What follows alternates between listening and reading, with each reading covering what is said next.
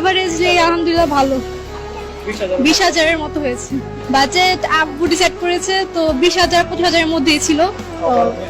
সবার মিলে full family সবাই আসছি, শুধু বড় বোন বাদে, বড় বোনের বিয়ে হয়ে গেছে, সবাই আসছে একসাথে। আব্বু নিজের জামা কখনো আগে কেনে না, আগে আমারটা, তারপর আমার বড় ভাই বোনেরটা, তারপর আম্মুটা, তারপর 2 টাকা বাঁচে তাহলে আব্বু নিজেরটা করে।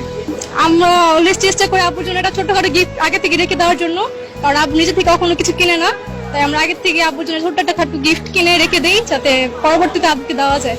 আব্বুর জন্য একটা ছোট্ট একটা স্যাক্রিফাইস আমরাও করি, শুধু আব্বু না। এটা কেউই বলতে পারবে না কাকে বেশি, দুজনকে সমপরিমাণে ভালোবাসি। হ্যাঁ, কিন্তু স্যাক্রিফাইস আব্বু বেশি করে টাকা পয়সার দিক দিয়ে, আর আম্মু করে ঘরের দিক দিয়ে, যেমন আমাদের পড়াশোনা করানোর জন্য আম্মু হেল্প করে। দুজনকে সমানভাবে ভালোবাসা হয়, এটা বলা যাবে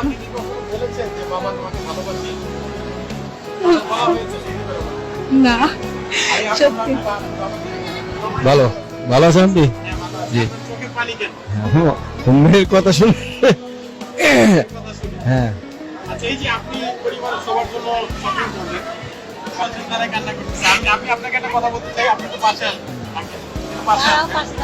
আপনি বলেছেন যে আপনি এখন পর্যন্ত আপনার বাবাকে কখনো বলতে পারেন না যে আপনি আপনার বাবাকে ভালোবাসেন।